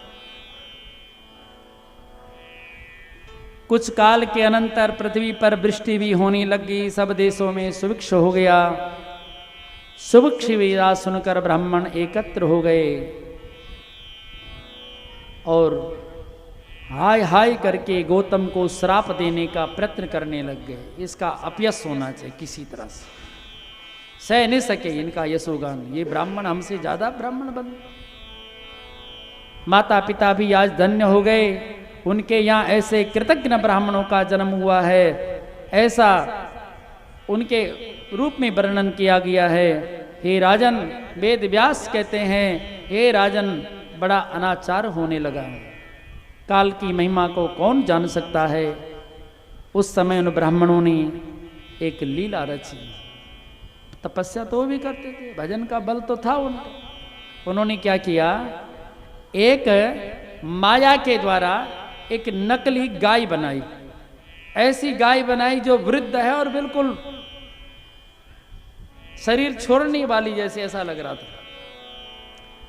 जब मुनि हवन कर रहे थे उसी समय वो गाय यज्ञशाला में पहुंच गई और वहां पहुंच करके शब्द से गौतम ऋषि थोड़ा उसको रोक रहे थे। बीच में आ जाए गाय तो रोक लेते, भाई रुक जाओ। गौतम ऋषि ने केवल इतना कहा और उसी समय गाय नीचे गिर गई और शरीर छोड़ दिया। बस फिर क्या था, अफवाह फैलाने वालों को तो चाहिए मुद्दा, अरे इस महात्मा ने गाय मार दी, गाय मार दी। और लोग भी सुनते नहीं पूरी तरह की बात, लोग तो कहाँ से कहाँ बात फैला देते। लोगों ने बात को फैला दिया, अरे लोग कह रहे थे ऐसा महात्मा, देखो गाय को मार रहे हैं, कैसा महात्मा है, कितना पापी है। वह सब ब्राह्मण जोर जोर से बोले, इस दुष्ट गौतम ने गाय की हत्या कर दी है, गाय की हत्या कर दी। देखो एक बार हम भी फंसे हैं यहाँ पर ऐसे, इसी स्थान की बात बता रहा हूं। चोर कर गया चोरी, सुबह सुबह मंदिर में गल्ला तोड़ के ले गया, और बात तो फैल गई कि बीच में ये भी फैल गई, यही है चोरी कराने वाला, इसी के पास आए रहते कई पंडित, वही ले गए गल्ला। बड़ी समस्या होती। उसी दिन पहली बार थाना देखा मैंने, थाने में भी गया, रिपोर्ट लिखाने वहीं गया, अपनी आप सवेरे 4 बजे पहुंचना पड़ा। कई बार ऐसी समस्या आ जाती है। वे जोर जोर से बोले, इस दुष्ट ने ही गाय को मारा है। मुनिराज गौतम हवन समाप्त करने के पश्चात इस घटना से बड़े आश्चर्यचकित हो उठे। वे अपने नेत्र बंद करके समाधि में स्थित होकर और उसके कारण पर विचार करने लग गए। उनको पता था मैंने गाय मारी नहीं। जैसे ध्यान किया तो ध्यान में देख लिया ब्राह्मणों ने जो है नकली गाय बना रखी है, मायावी गाय बना दी है, और उसको वहां ला करके ये कलंक मेरे पे लगा दिया है। बस फिर क्या था, उनके नेत्र क्रोध से लाल हो गए। सभी ऋषियों को उस समय गौतम ने श्राप दिया। उन्होंने कहा, वेदम वेदम वेदो वेदे वेदे तु यज्ञेषु ददवार्तासु तथैव च भवतान् उन्मुखा यूयं सर्वदा ब्रह्मणाधमा शिवे शिवस्य मन्त्रे च शिवशास्त्रे तथैव च भवतान् उन्मुनाय मुख्या यूयं सर्वदा ब्राह्मणाधमा मूल प्रकृत्या श्रीदेव्यस्तद्ध्यानि तत्कथात्स भगवतानो मुखा यूयं सर्वदा ब्रह्मणाधमः। वर्णन आता है, वेद व्यास सुना रहे हैं, गौतम ऋषि को जब क्रोध आया तो क्रोध में उन्होंने श्राप दे दिया, हे अधम ब्राह्मणों, तुम लोग वेद मात्रा गायत्री की उपासना ध्यान उनके मंत्र जप से सर्वदा विमुख हो जाओ। आज जो हम गायत्री का जप नहीं कर रहे हैं उसमें हमारे भी कोई ना कोई पूर्वज रहे होंगे, श्राप लगा होगा किसी न किसी रूप से, जो हम संध्या बंदन तक नहीं कर रहे हैं। श्राप दे दिया, तुम वेद माता गायत्री की उपासना से ध्यान मंत्र से विमुख हो जाओ। हे अधम ब्राह्मणों, वेद वेदोक्त यज्ञों वेद संबंधी वार्ताओं से तुम सभी सदा वंचित रहो। हे अधम ब्राह्मणों, तुम सभी शिव उपासना शिव मंत्र के जप शिव संबंधी शास्त्रों से भी सदा विमुख रहो। यही नहीं, मूल प्रकृति जो भगवती देवी की उपासना है, उनका जो ध्यान है, उनकी कथाओं से भी तुम लोग सदा विमुख रहो। इसलिए कमी होता है, ब्राह्मणों में कमी आते, कथा कुथा सुनाने वाले ज्यादा मिलेंगे, सुनने वाले कमी मिलेंगे। श्राप लगा हुआ गौतम ऋषि का। देवी के मंत्र जप, उनकी प्रतिष्ठा स्थली, उनके अनुष्ठान कर्म से तुम सदा परांगमुख हो जाओ, विमुख हो जाओ। ये अधम ब्राह्मणों, देव्युस्तत् सवितुर्दीक्षायाम देवी नामान कीर्तने भवतानो मुखायूयम सर्वदा ब्रह्मणधमा देवी भक्तस्य सान्निध्ये देवी भक्तार्चने तथा भवतानो मुखायूयम सर्वदा ब्रह्मणधमा। हे अधम ब्राह्मणों, मूल प्रकृति भगवती श्री देवी की उपासना से, उनके ध्यान कथाओं से विमुख हो जाओ। देवी के मंत्र जप प्रतिष्ठा स्थली, उनके अनुष्ठान कर्म से तुम सदा परांगमुख हो जाओ।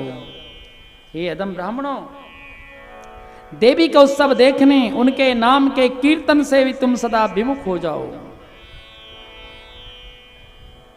देवी भक्त के समीप रहने, देवी भक्तों की अर्चना करने से तुम सभी लोग सदा विमुख रहोगे, अलग रहोगे, दूर रहोगे ऐसी जगह से। यही नहीं, शिवोत्सा सविदीक्षायां शिव भक्तस्य पूजने भक्तानुमुखम योयम सर्वदा ब्रह्मणाधमा रुद्राक्षे विल्लपत्रे चात्रा शुद्धे च भस्मनि भवतानुकासूयं सर्वदा ब्राह्मणाधमा स्रोत समार्थ सदाचारे ज्ञान मार्गे तथैव च भवतानुन्मुखायूयं सर्वदा ब्राह्मणाधमा।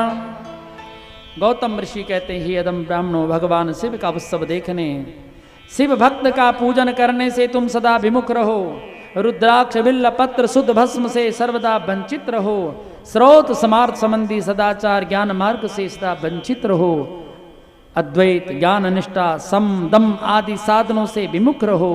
नित्य कर्म आदि के अनुष्ठान और अग्निहोत्र आदि संपन्न करने में तुम लोग वंचित रहो। यही नहीं, स्वाध्याय अध्ययन प्रवचन आदि से भी तुम सदा विमुख रहो। गौ आदि के दान पितरों के श्राद्ध कर्म से तुम सभी लोग सदा के लिए विमुख हो जाओ। कृष्ण चंद्रायण आदि व्रत पाप आदि के प्रायश्चित कर्मों से तुम सभी लोग सदा विमुख हो जाओ। तुम लोग देवी भगवती के अतिरिक्त अन्य देवताओं के प्रति श्रद्धा और भक्ति से युक्त होकर शंख चक्र चिन्ह धारण करने वाले हो जाओ। तुम लोग कापालिक मत में आसक्त, बोध शास्त्रों के परायण, पाखंड पूर्ण आचरण में लिप्त हो जाओ। ज्यादातर लोग बौद्ध मार्ग में चले गए। फिर कई ब्राह्मण तो ऐसे हैं जिन्होंने धर्म ही छोड़ दिया, कई तो सनातन में ही नहीं है, उन्होंने मार्ग अलग छोड़ दिया। वेद का विक्रय करने वाले, तीर्थ बेचने वाले, धर्म बेचने वाले व्यक्तियों के समान तुम लोग हो जाओ।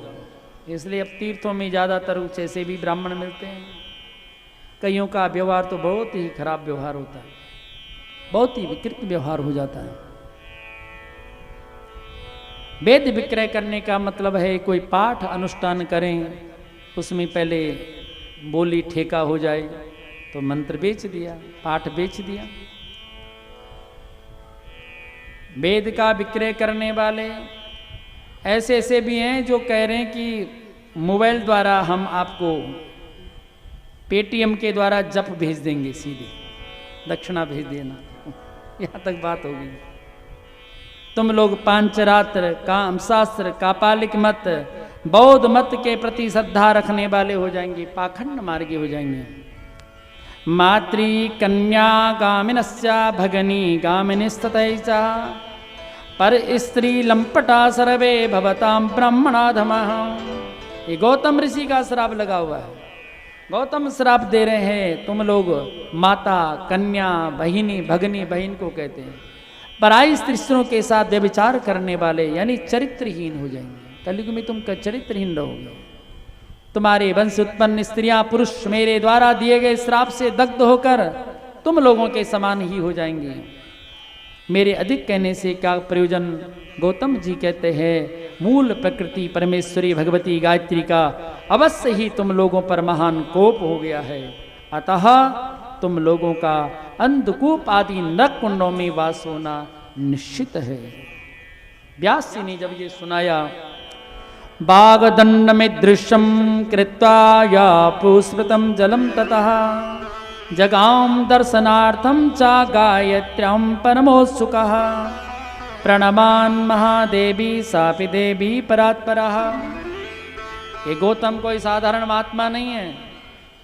ये गौतम कौन से महात्मा है? जब अहिल्या को श्राप दे दिया तो अहिल्या ने चरण पकड़ दिए, स्वामी मेरा इसमें कोई अपराध नहीं है। इंद्र भी अगर आया है तो आपका रूप बना करके मेरे सम्मुख आया है, मैं तो आपको जानती हूं। इस श्राप का कैसे निस्तार होगा? बोले जब भगवान आएंगे त्रेता में तो तेरे ऊपर चरणों की धूली गिरेगी, तेरा उद्धार हो जाएगा। सतयुग चल रहा था उस समय। सतयुग के बाद पहले द्वापर आता था, फिर त्रेता आता था, फिर कलयुग आता था। बोले अभी तो सतयुग चल रहा है, फिर द्वापर आएगा, फिर त्रेता आएगा, इतने समय तक पत्थर। तो ऋषि ने कहा इसमें संशोधन कर देता हूं। अब ऐसा होगा, सतयुग के बाद पहले त्रेता आएगा, तब द्वापर आएगा। युग प्रवर्तन करने वाले ऋषि गौतम ऋषि। किसकी ताकत? ये गायत्री मंत्र की, ये संध्या की ताकत है। संध्या बंदन जप मंत्र गायत्री जाप करते हैं। इस प्रकार बागदंड देकर गौतम ने आचमन किया। भगवती गायत्री के दर्शनार्थ उत्सुक होकर देवी मंदिर में जाते हैं, जहाँ माँ भगवती का अंदर विग्रह विराजमान था। वहाँ महादेवी को प्रणाम किया। वे परात्परा भगवती गायत्री ब्राह्मणों की कृतज्ञता को देखकर स्वयं मन में चकित हो रही थी और आज भी उनका मुख आश्चर्ययुक्त दिखाई देता है। इसलिए गायत्री का मुख यदि गौर से देखोगे तो चकित होकर के माता देख रही है। अरे ब्राह्मणों ये क्या कर दिया तुमने, कैसे व्यक्ति का विरोध किया तुमने, कैसे व्यक्ति के शुक्र से तुम्हें ईर्षा हो गई, जो बिल्कुल जिसने तुम्हारी हर प्रकार सहायता करी। आश्चर्ययुक्त मुखमंडल वाली भगवती गायत्री ने उन मुनिवर गौतम से कहा, हे महाभाग, सर्प को दिया हुआ दुग्ध उसके विष को ही बढ़ाने वाला होता है। अब आप धैर्य धारण करें, क्योंकि कर्म की ऐसी गति है। तत्पश्चात भगवती को प्रणाम कर गौतम अपनी आश्रम के लिए चल दिए। तब साप दग्ध वे ब्राह्मण वेदों को भूल गए। उन सभी को गायत्री मंत्र भी विस्मृत हो गया। ऐसी आश्चर्यकारी घटना हो गई, जितने मंत्र याद थे उनको सब भूल गए। वे सभी ब्राह्मण एकत्र होकर पश्चाताप करने लग गए। दंड की भांति बार बार प्रणाम करके गौतम को प्रणाम करने लग गए। तब लज्जा से अपने मुख नीचे किए हुए कुछ भी वाक्य न बोल सके, तो चारों ओर से मुनीश्वर को घेर कर बार बार प्रार्थना करने लग गए, ऋषिवर आप प्रसन्न हो जाओ, आप प्रसन्न हो जाओ, हमने बड़ा अपराध किया है। इस पर मुनि का जो हृदय था करुणा से भर आया। संत का क्रोध केवल तब तक होता जब तक प्रणाम नहीं किया करता कोई, थोड़ी देर क्रोध होता है बस। तब उन्होंने उन ब्राह्मणों से कहा, कृष्णा अवतार पर्यंतम कुंभिपाके भविष्यति न मे वाक्यम मृषा भूयादिति जानीत सर्वतः।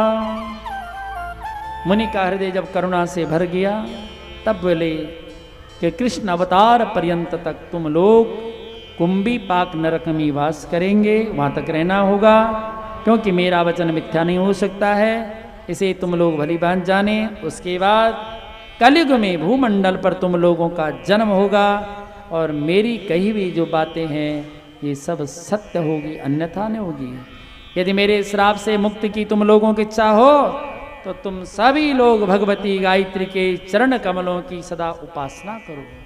जो गायत्री का जप नहीं करेगा ब्राह्मण, उनके ऊपर वो गौतम ऋषि का शाप का प्रभाव बना रहेगा। इसलिए गायत्री का मंत्र का जप करना चाहिए। आगे मणि द्वीप आदि स्थानों के वर्णन का महत्व है। तत्पश्चात श्री अंबाजी का पूजन, देवी महात्मा का महात्म आदि सूत जी महाराज ने सोनक ऋषियों को सुनाया। तो वही महात्मा की जो कथा है इसकी तरफ चले। बोलो भगवती जगदम्बा भगवती की।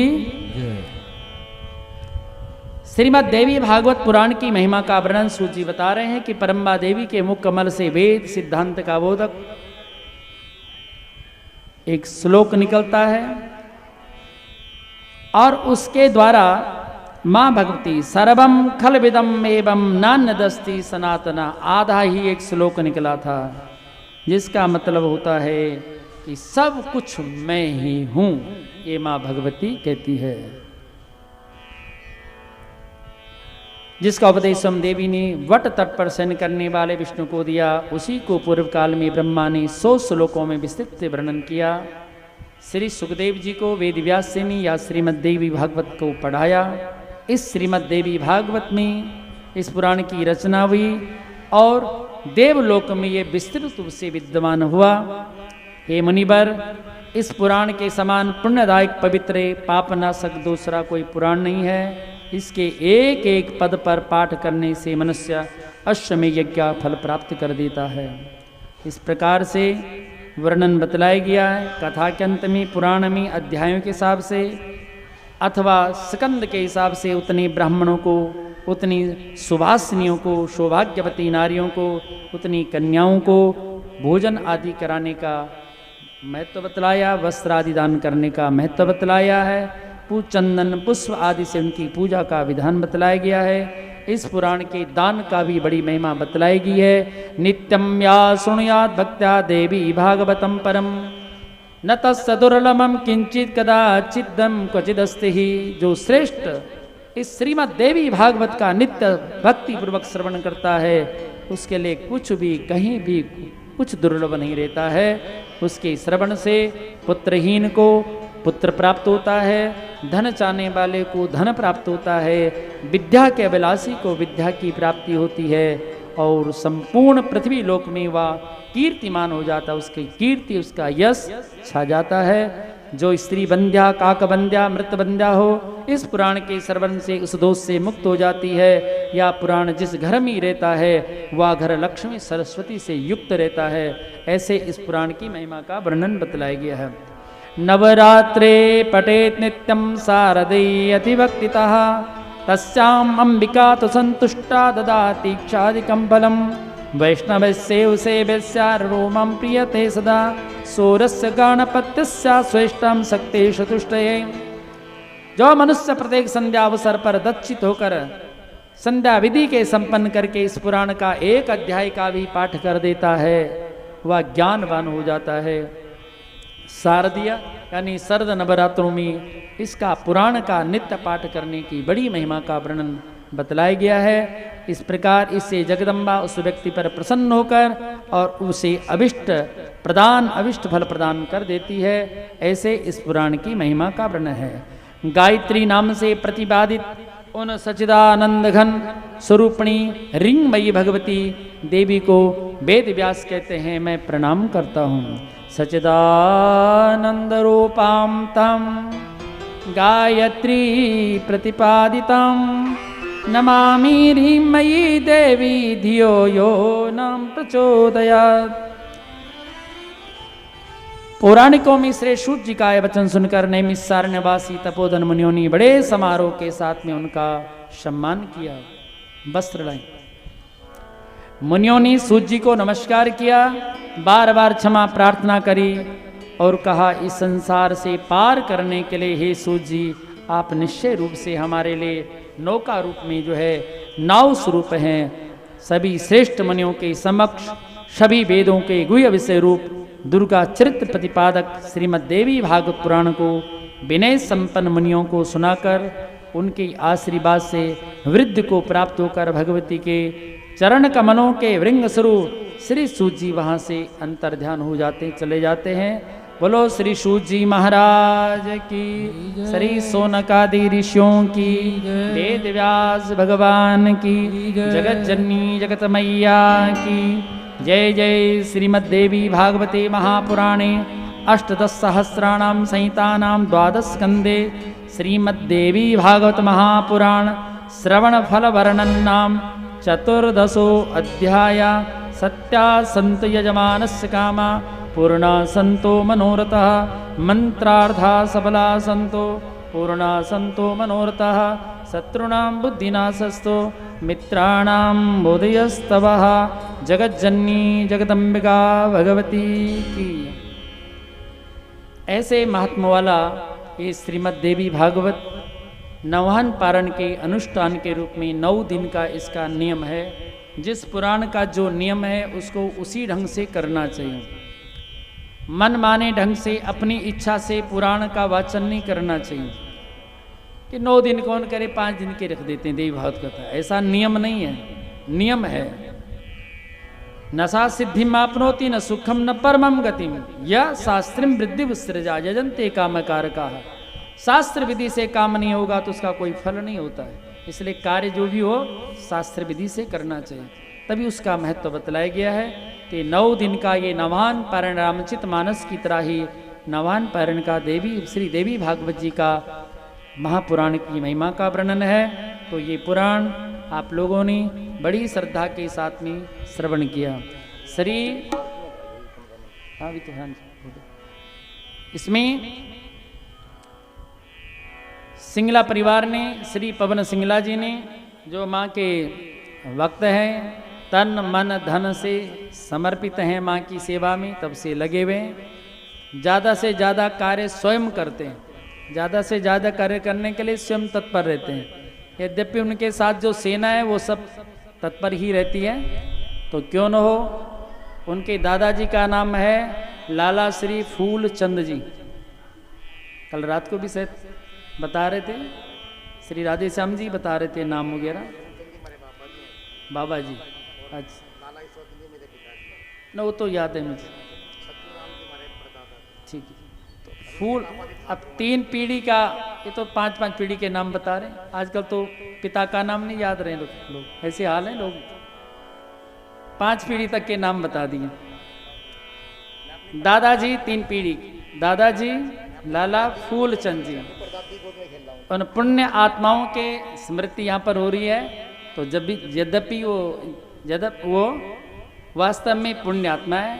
फूल, पुष्प, सुमन, फूल का नाम है एक सुमन। जब सुमन होता है तो सुमन किसको प्रिय है? भगवान को सुमन प्रिय है। तो पुष्प में क्या आया? ईश्वर आए, तो लाला ईश्वर चंद जी आए। भगवान को फूल प्रिय है कि नहीं? और ईश्वर के पास जब फूल पहुंचा, फूल जैसा मन पहुंचा, तो वहां भगवान की प्राकट्य, ईश्वर का प्राकट्य हुआ। और ईश्वर प्राकट्य से फिर पवन, कौन सी हवा चली? भक्ति की हवा चल पड़ी। तो भक्ति की हवा चल पड़ी है। तो बहुत सुंदर क्रम बना हुआ है। तो उन सभी दिव्य आत्माओं को, क्योंकि मैंने इनके दादाजी का, दादी जी का भी दर्शन किया है, पिताजी का, लाला जी का, तो नित्य यहाँ आने का नियम था। उनके साथ में उनके मित्र थे श्री शिवदयाल जी, वो भी माँ के बड़े भक्त थे। तो दोनों बड़े मित्र थे, दोनों शाम के समय डेली आते थे और रोज 2-4 मिनट बात जरूर होती थी। जब तक यहाँ 3 वर्ष की सेवा थी यहाँ पे जब, तो दैनिक उनका नियम था उस समय भी यहाँ आने का। तो पवन जी ने बहुत श्रद्धा भाव से, भक्ति भाव से ये कार्यक्रम कराया। और आप सभी के सहयोग से, देखो आप सभी ने भी सहयोग दिया है सब रूप से। विशेषतर श्री सनातन धर्म शिव मंदिर प्रबंधक कमेटी के द्वारा पूरा सहयोग है। यहाँ पर बड़ा सुंदर व्यवस्था हो गई। अब किसी अन्य तीर्थ में जाकर कथा करवाने की जरूरत नहीं, सारी व्यवस्था यहाँ पर होगी। देखो, इसलिए यहाँ सत्संग होते ही रहेंगे, है ना। अभी बता रहे थे, अभी श्राद्धों में और भी भागवत कथा होनी यहाँ पे। तो हमारी तो ड्यूटी श्राद्धों में करनाल में कर्णेश्वर मंदिर में है 24 से 30 तक। तो एक क्रम कथा का सत्संग चलना चाहिए, पुराणों का वाचन चलते रहना चाहिए। कभी कोई पुराण रख दिया, कभी कोई पुराण, देखो कितनी बातें निकल करके आई और फिर समझ में आई बातें, इसलिए पुराणों का श्रवण करना चाहिए। तो सब लोगों ने सहयोग किया, जितने कार्यकर्ता हैं, चाहे चौकीदारी कर रहे हैं, सेवा दे रहे हैं, सब प्रकार से माली के रूप में सेवा दे रहे हैं। और जितने लोग आते हैं, योगा वाले, सब अपनी स्थान की शोभा बढ़ाते हैं। सभी लोग जो है, सबका आना जाना, इतने बड़े भव्य स्थान में भीड़ भाड़ी अच्छी लगती है। मंदिरों नित्य उत्सव होने चाहिए मंदिर में। तो जो है, तो विद्या का सदन भी यहाँ पर है। जो बच्चे यहाँ पढ़ें, माँ भगवती की कृपा से वो सब बड़े बड़े बन करके निकले। कल भी कितने बच्चे आए थे जो मेडल लेकर आए हुए थे यहाँ माता के यहाँ दरबार में, यहीं से गए। तो सबके प्रति शुभकामना है। यही भाव व्यक्त किया गया है कि आप सभी लोग भक्त बने, श्रद्धालु बने और अपना खान पान शुद्ध रखें। अपना खान पान शुद्ध रखें, राष्ट्र की सेवा करें, देश की सेवा करें। आप देश सेवा अनेक रूप से कर सकते हैं। मंदिर में भी देश से राष्ट्र सेवा कर सकते हैं। फालतू में लाइट नहीं चलनी चाहिए, फालतू में पानी का खर्च नहीं होना चाहिए। कुछ लोग ऐसे आते हैं बीच में, कुछ लोग ऐसे होते हैं, बोले कोई कभी कोई टुंटी उतार कर ले गया, कोई ऐसा। तो ये ध्यान हम सभी ने रखना है, क्योंकि ये स्थान हम सभी का स्थान है, हम सभी का है, ये ध्यान रखना चाहिए। इस समय थोड़ा प्रधान जी की अनुपस्थिति थी, वो विदेश यात्रा पर है, नहीं तो वो भी अपनी पूरी ड्यूटी देते हैं, उसमें कोई वो नहीं है। उनके कार्य भी बहुत अच्छे कार्य उनके कार्यकाल में चल रहे हैं यहाँ पर। तो प्रबंधक कमेटी को भी धन्यवाद के पात्र हैं। बाबा जी यहाँ पर धुने में, वो भी अपने सेवा में तत्पर हैं। पंडित जी हैं आस्थान पर, दिव्या जी शास्त्री आचार्य हैं, वो स्वयं भी व्यास हैं, वो वक्ता हैं, अच्छा बोल सकते हैं, जानते हैं, शास्त्रों की जानकारी है, शुद्ध मंत्र का उच्चारण, भगवती की पूजा में संलग्न। तो उनका भी सहयोग सब प्रकार से रहा है। तो जितने मेरे साथ में पंडित लोग हैं, हमारे आचार्य जी हैं, अभी छोटी अवस्था ही है, अजय पैनुल जी आचार्य पद, बड़े ढंग से गणेश जी को मना करके रखा, तो गणेश जी ने यहाँ तक कार्य हमारा पहुँचा दिया। पूजा बढ़िया हुई तो तभी यहाँ निर्विघ्नता पूर्वक हम कार्य की तरफ जा रहे हैं। तो साथ में जो कार्यकर्ता हैं, संदीप जी हैं, राजन जी हैं, भाई साहब तो पाठ में लगे हुए हैं, उनको तो जो पाठ दे दिया जाए उसमें तत्पर रहते हैं। सभी संगीत मंडली के कार्यकर्तागण और मेरी आवाज़ को यहाँ तक देखो, रात को सोने का टाइम कम ही मिल पाया। पहले यज्ञ में रहे, 1 तो वैसे ही बज गए थे, तो थोड़ी देर ही सोए होंगे, 3:45 के करीब खड़े भी हो गए थे। और फिर भी अभी तक गला गड़बड़ नहीं हुआ, चल रहा है। तो इसमें गौरव जी का बड़ा सहयोग है, क्योंकि इनका साउंड जान लग जाता, फिर हमें ज़्यादा टेंशन नहीं करते। कई जगह ऐसा साउंड होता पहले दिन ही गला बैठ जाता, बोलना मुश्किल हो जाता। तो साउंड के लिए तो हम तो कहीं कथा के लिए इससे बढ़िया साउंड तो यहाँ हो नहीं सकता। तो कथा में इनका साउंड ज़्यादा से ज़्यादा लगे, ज़्यादा से ज़्यादा कथा हो इसके माध्यम से। इनके प्रति भी शुभकामना आप सभी के प्रति, पवन जी के परिवार के प्रति, सब बहुओं, बच्चे, छोटे बड़े सब लोग सेवा में लगे रहें। हर प्रकार की सेवा हुई आप लोगों के द्वारा। अब हमारी तरफ से यही विचार बार बार कि अगर हमारे व्यवहार से किसी प्रकार के आप लोगों को कोई कष्ट हुआ हो, या मेरे द्वारा कही हुई वाणी के द्वारा किसी को कोई कष्ट हुआ हो, यद्यपि वह वाणी कोशिश की गई सनातन धर्म से संबंधित होने के कारण कही जाती है, कई बार शब्द थोड़ा कटु लगता है, लेकिन उसके बारे फिर भी उसके लिए मैं क्षमा प्रार्थी हूँ आप सभी से। इस नगर से बहुत कुछ हमें प्राप्त हुआ है, आप सभी का बहुत प्यार मिला है, तो जुड़े हुए हैं। अभी तक भी जहाँ भी रहते हैं वहाँ भी मुझे अभी ये वहाँ वाले कहते हैं निसिंग वाले पंडित जी, यहाँ वाले कहते हैं इंद्री वाले पंडित जी। तो जहाँ से बोले तो सभी जगह से जितने भगवान के भक्त हैं वो सब हमें प्रिय लगते हैं। सीधी बात तो ये है, जिनका खान पान शुद्ध है और जो भगवान का भजन करते हैं वो हम सब, वो सभी हमें मुझे